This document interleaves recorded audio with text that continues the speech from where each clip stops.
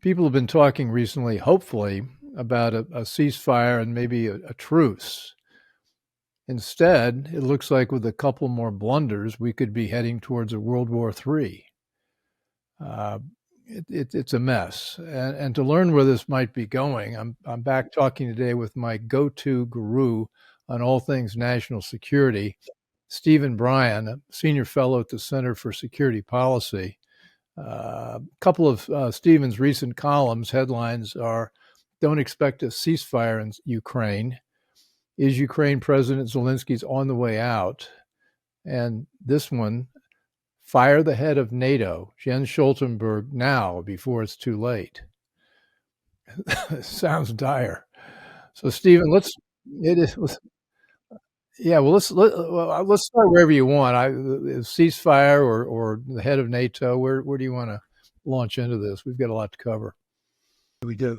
Well, the problem with the head of NATO is he's a warmonger. And the latest utterances was he gave permission, as if he has the right to give permission, to the Ukrainian to go and bomb Russian territory, Russian targets in Russia with the new F-16s that they're supposed to get this by around June.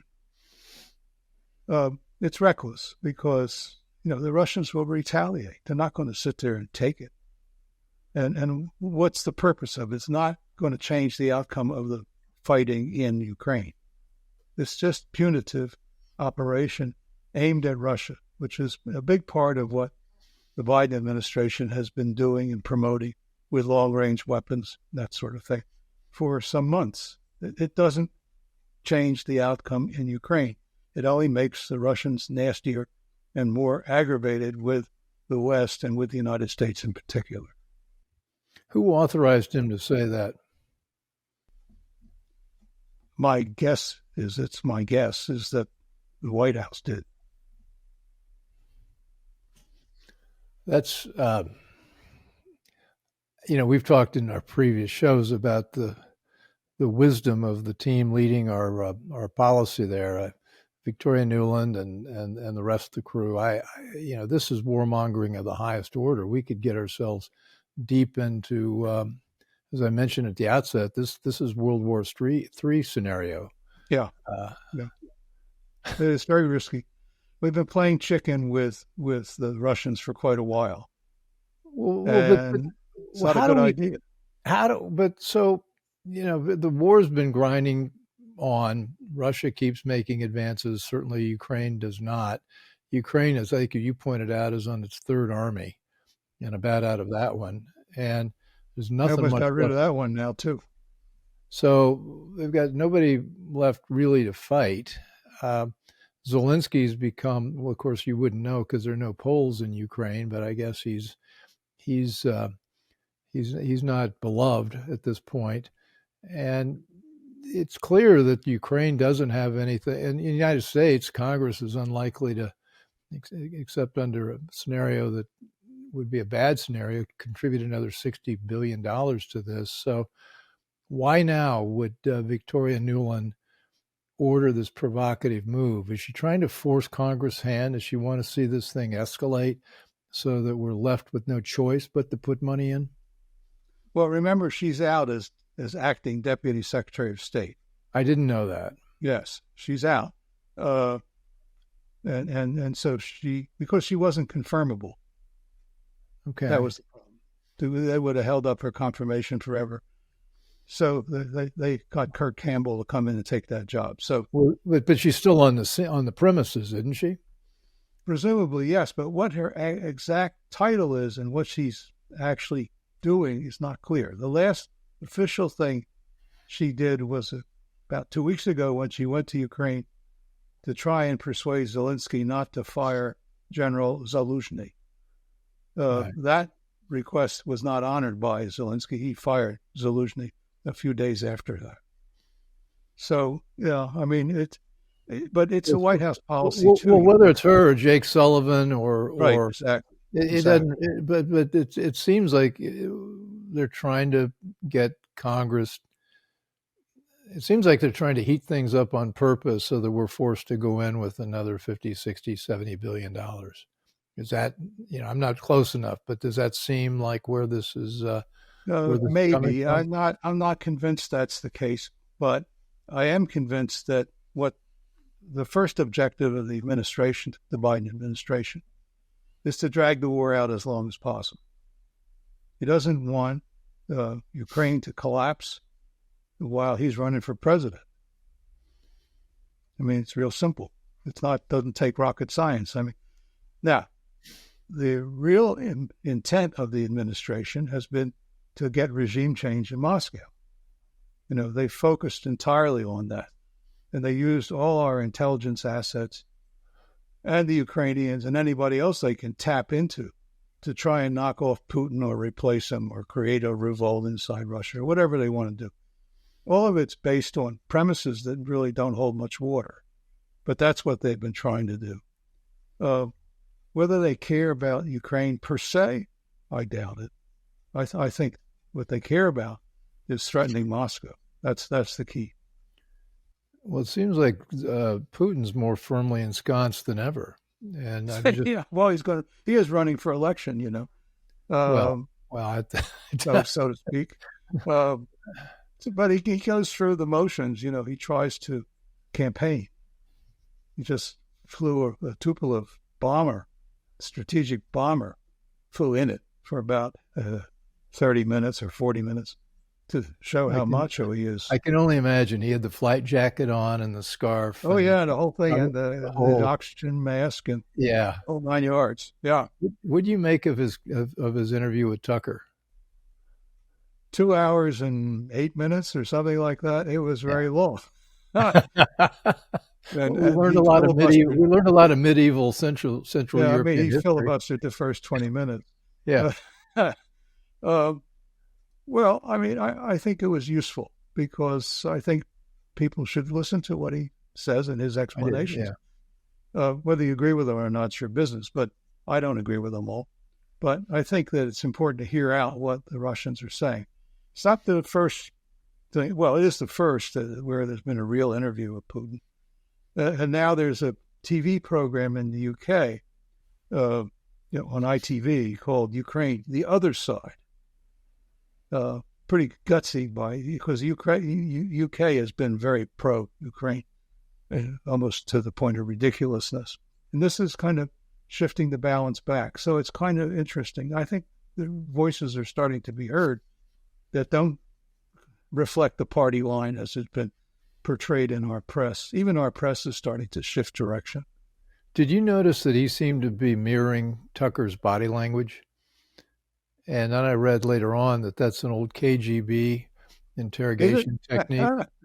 And that's one of the ways debating tactic. That's one of the ways you get people feeling comfortable as you mirror their body language. I was a college debater until we were knocked off by a group of Catholic girls who decimated us. But I was always told, follow their hand motions and do the same thing. So I think it's the same point you're making. Yeah, well, it looked, Tucker was striving to be relaxed. By the way, it didn't work. I'm sure he was terrified. You go into the Kremlin and your imagination's got to catch fire, and then you sit with Putin, and I don't know. He handled it pretty well, but I think he was working hard to look calm, and succeeded. And in possession of his wits. I've been in the Kremlin a long time ago and toured it.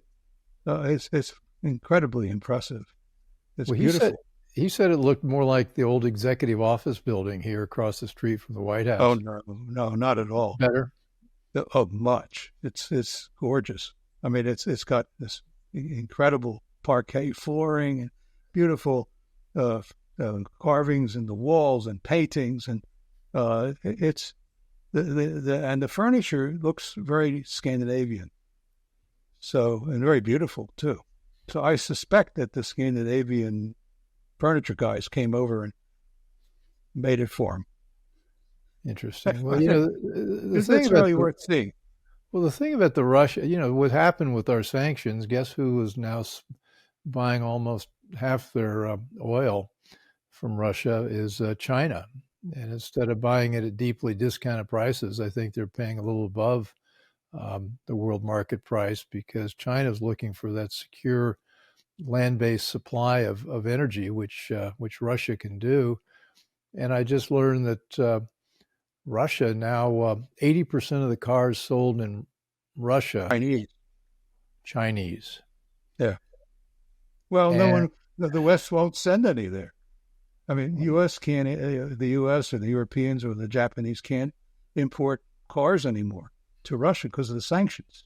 see, this is the thing about the political class that I am just stunned by. They never anticipate the cleverness of the market and people's ability to get around a sanction or around some big edict. That people always adapt, and even with semiconductors, I think they're getting semiconductors, uh, made in China, but through other suppliers, and they never anticipate the way people react, and it looks like all these bad things we're supposed to be doing to Russia have failed to do that. Well, one of the vulnerabilities of the Russian defense industrial base, if you want to call it that, is the lack of microelectronics. Mm-hmm. They have a place called Zelenograd, which is north of Moscow, which was set up under the Soviets to try and produce semiconductors, and it does, but they're not at the same level of China, and they're certainly not the same level as Taiwan or the United States. Well, so Russians need to go out to get them. Aren't they ripping semiconductors out of some of the consumer electronics they're buying and putting them into the Russian equipment? Or is that apocryphal? That's nonsense. I mean, first of all, they have enough washing machines in Russia to do the job. So we digress, but I enjoy digression. So we go into interesting places. But I think we've got to go back to something that is pretty stark, which is the idea of F-16s flying over Russia to hit targets inside Russia, flown by NATO pilots. Yeah, it strikes me that's war. Oh, it is. By the way, the White House this week said that there weren't enough Ukrainian pilots to do the job. So, there are only going to be about 30 F-16s. So if there are not enough Ukrainian pilots, that means they're mostly all dead, at least in my opinion. So they're dead. We're bringing in NATO pilots. That's a declaration of war, essentially. And then I think you point out in your article that the F-16s are putting it mildly, late model F-16s, and they're old model. They're likely to be shot. They're at least 20 years old. Well, but okay, well, so there's a lot of our stuff in our Air Force, so be careful. But these were European ones, Belgian, for example, Dutch, that were retired, essentially retired from service because they're moving on to things like the F-35 or things like the Eurofighter. They're more modern airplanes. So I don't know what, because no one has told us what modernization may have been done to get them ready for the Ukrainians. I have no idea. But not even if you did it, there's still not superior aircraft compared to what the Russians have, like the Sukhoi 35, which is an agile, fabulous piece of equipment. Well, I think you said that it's going to be difficult. They're not survivable against Russian air defenses. No, and so we've got essentially a declaration of war where it's nothing but a gesture. And I don't want to say I'm sympathetic to Putin, but if you look at from his perspective, they're looking. We're now seeing mercenaries turning up dead.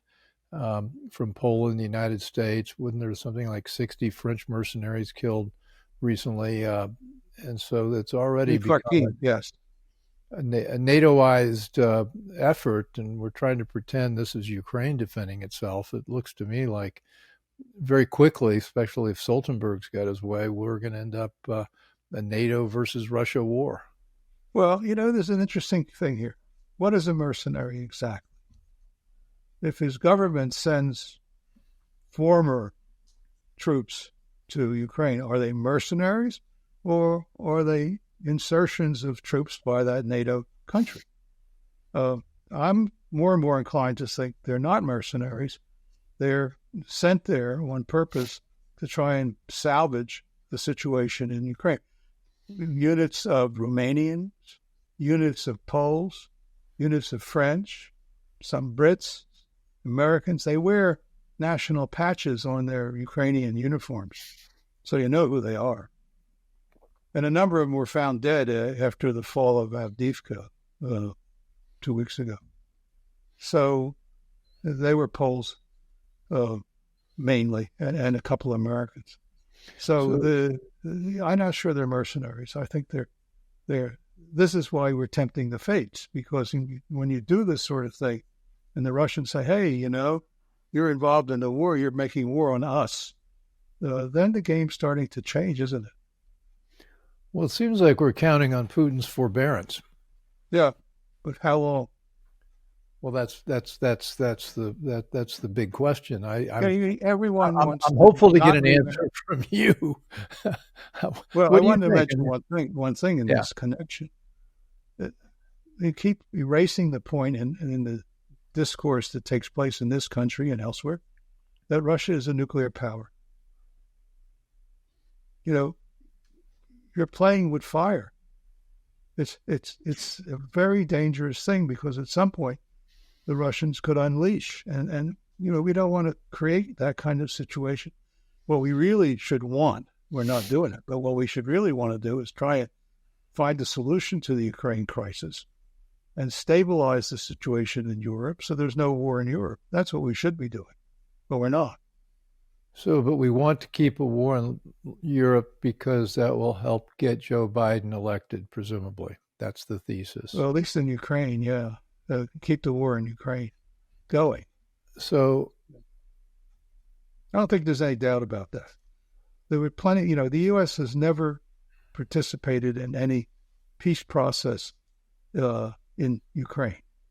Not in 2014, not in 2015, not this 2022 when there was tried, not at all. In fact, the U.S. played the opposite role. If you listen to what former Israeli Prime Minister Naftali Bennett says, and he was trying to broker a deal, and he talked to Schultz in Germany and Macron in France, and finally to Biden people in Washington.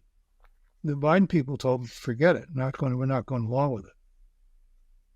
And he reports that quite candidly. So they have not wanted a peace process. They've been against it. And so is Zelensky, of course, but he's doing what he's told. So where's Zelensky end up? Where's Zelensky going to be 3 months from now? The south of France? Maybe. Has he already got his place? I don't see him surviving politically. I'm not speaking physically, but politically, because someone has to bear responsibility for all the losses that the Ukrainians have suffered. And what do you think that number is now? I'm guessing, it's only a guess, somewhere between 600 and 800,000. That's stunning. Yeah. The Russians have lost a lot too, but we don't know the Russian numbers because they're very hard to come by. Well, the Ukrainian ones are too, but you can figure it out. And people have surveyed the burial grounds, the new burial grounds for the troops and all that, to try and come up with a number. Of course, that doesn't tell you how many were wounded and survived. Those are deaths. Those are not casualties. Those are those are deaths. You've got so many casualties beyond that. The general attitude in Ukraine now, they've come up with this idea of recruiting people up to the age of 60 into the army. And they're pulling people off the streets and out of health clubs and out of nightclubs and out of restaurants, out of their apartments. I mean, it's really rough. They're not volunteering. But I think the key is they all have the same point of view, and they say it out loud, and their families say it. they're going to be thrown into the front with no training, and they're just going to be killed. That's it. That's the outlook of the Ukrainian men being pulled into the army now. It's very grim, very grim. So Sebastian Gorka, who is very, I guess, I don't know quite how to describe him. He says, send Ukraine what they need. Send ammunition. Send them Soviet equipment sitting unused in former Warsaw Pact states, and use America's peerless intelligence to end the war and reestablish their national sovereignty. Now, this column was written yesterday. Really? Gorka worked in the White House. He should know better to know what the situation on the ground is. And I think it's just reckless for us to start acting like if we throw more money and just try a little harder that we're going to turn this thing around. I don't see it getting turned around. Exactly. Look, the first problem is manpower, not ammunition. The number one problem facing Ukraine is manpower. The second, number two problem is morale, which is very bad. The number three problem is ammunition. Yeah, they're short, especially artillery. But we can't replace that because we don't make it. Not enough of it to replace at the level that they would need. But, right now the Russians have air superiority over the battlefield. That's a big deal.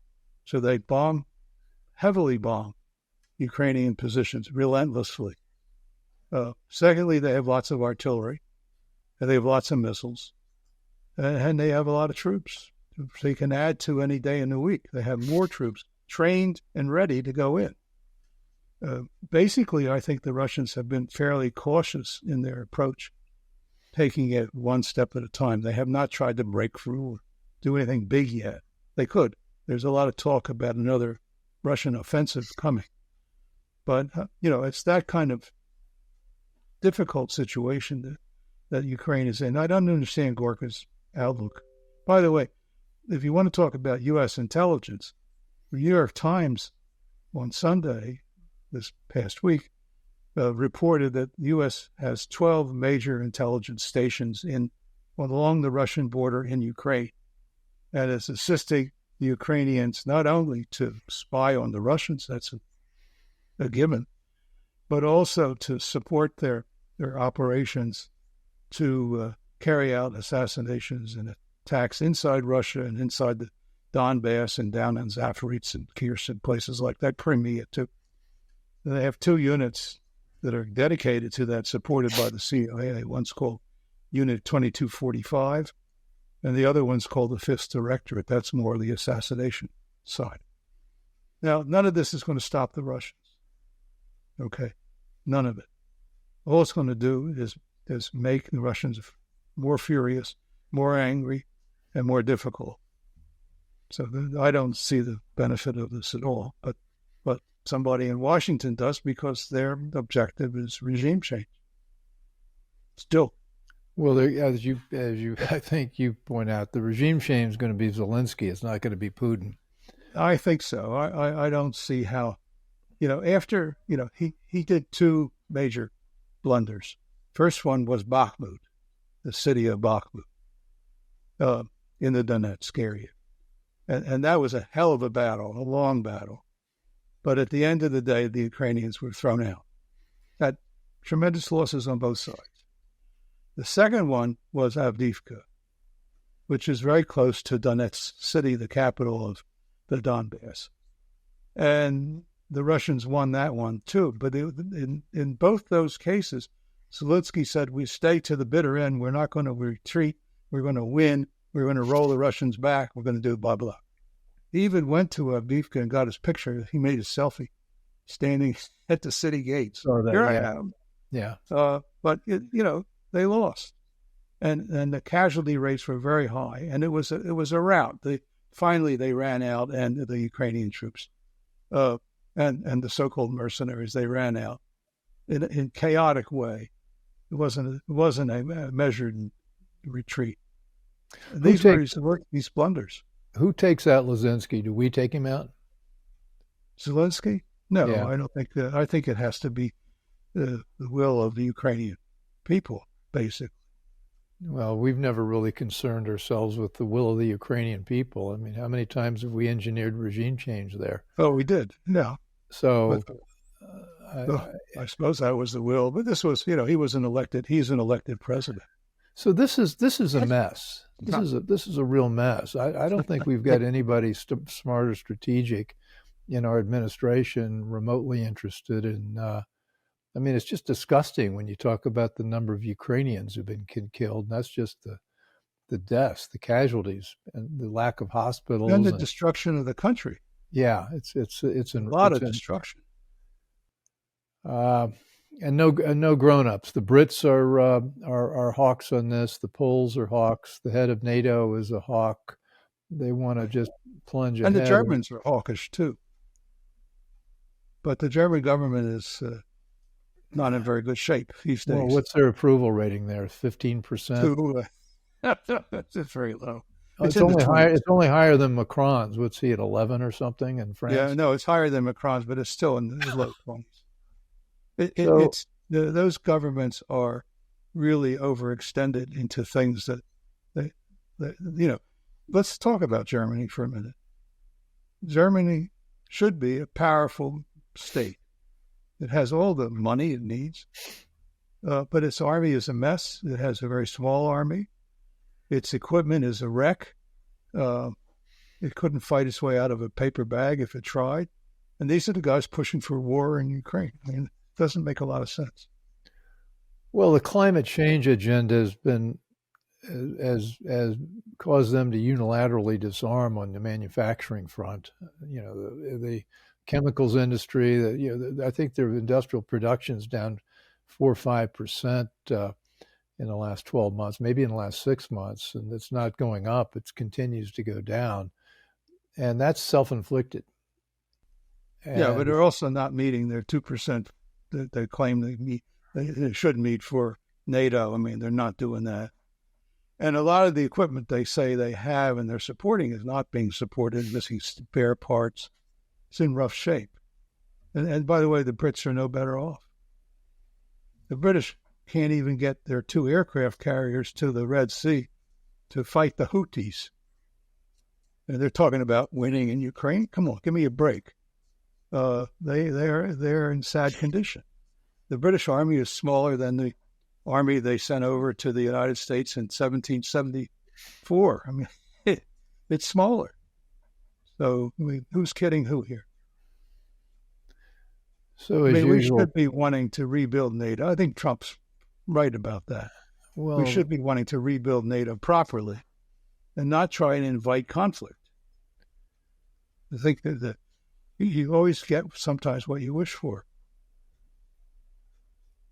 So, barring the new administration coming in 10 months, something like that, barring, if Trump wins, it would be very different. But if Trump doesn't win, how do you see this playing out? Well, I don't see the war lasting till next January. Okay, what happens after the election? No, I mean before the election. I mean, I think I'm talking about Ukraine. Right. I don't think the current government of Ukraine can't last that long. In my opinion, based on my experience, I've been in Vietnam and in Cambodia and Laos when they were falling apart, and I've seen governments fall apart. I know what it's like. This government can't possibly have much public support left, if any. And I think the Ukrainians are tired of the war. And most importantly, the army is tired of the war, the real army.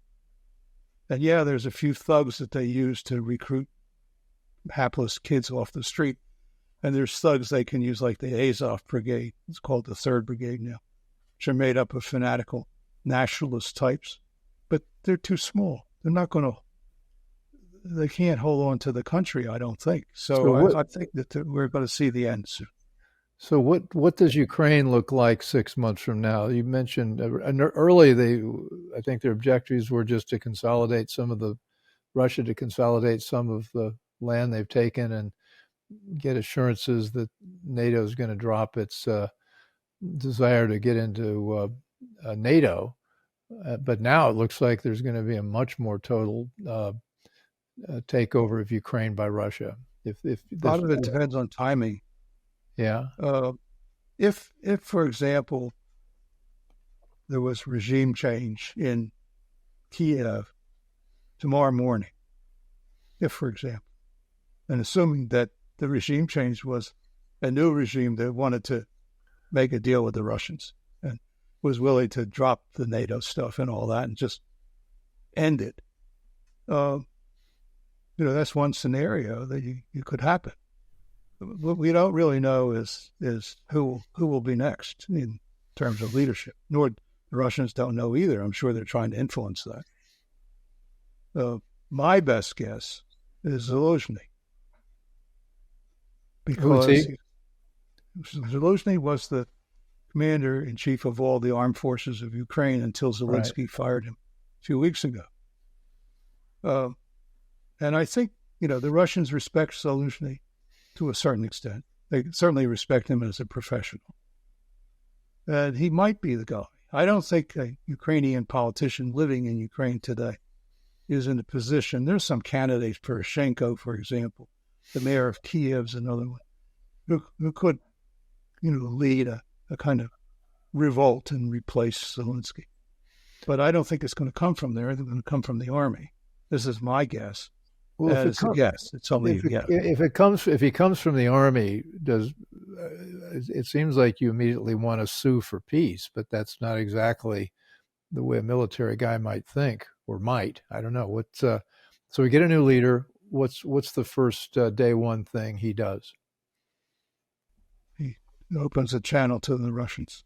Okay, so that's where the settlement He comes said, from. "Look, I want to have a conversation with you. I want to end the war.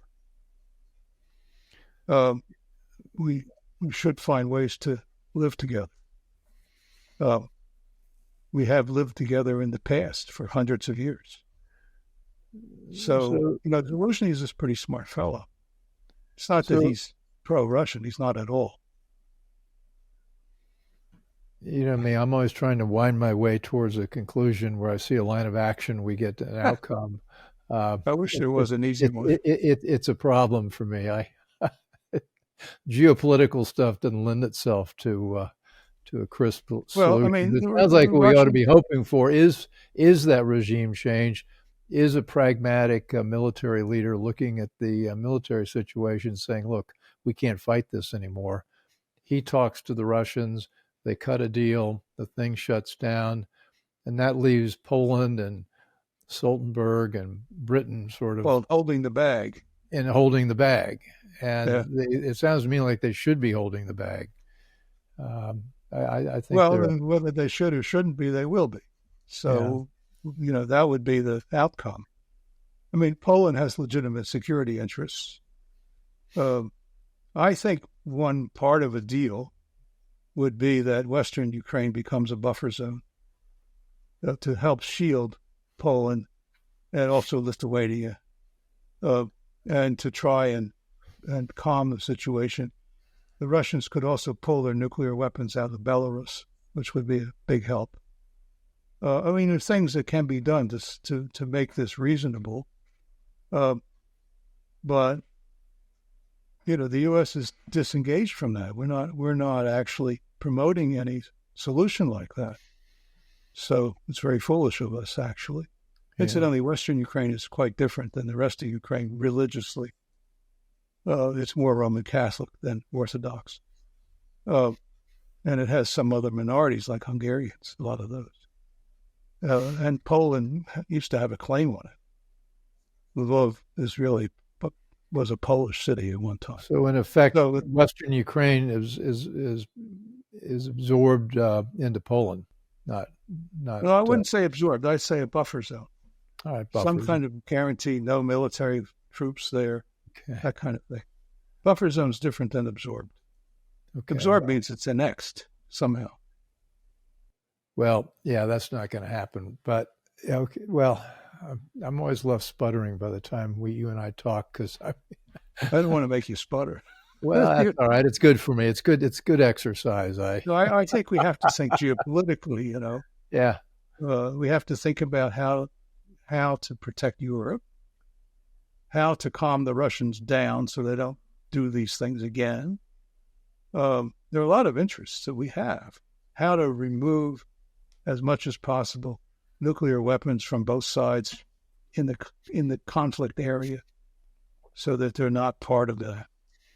And we've done it before. We did it with the intermediate nuclear forces agreement, which we canceled. By the way, it was the U.S. that canceled it, not the Russians. Then the Russians canceled it after.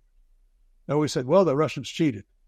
But instead of trying to fix it, we canceled it. Yeah. They probably did cheat, by the way. I don't doubt it for a minute. But that wasn't the right outcome. Well, Stephen, we've got to wrap it up. I've just let's get back and talk in 6 weeks or so to see how this develops. You're now writing on Substack, and you've got we call it Weapons, and it's a great name. Weapons and Strategy. Weapons and Strategy. I highly recommend everybody get on Substack and subscribe to Stephen. He puts out a very interesting analysis rooted in his background.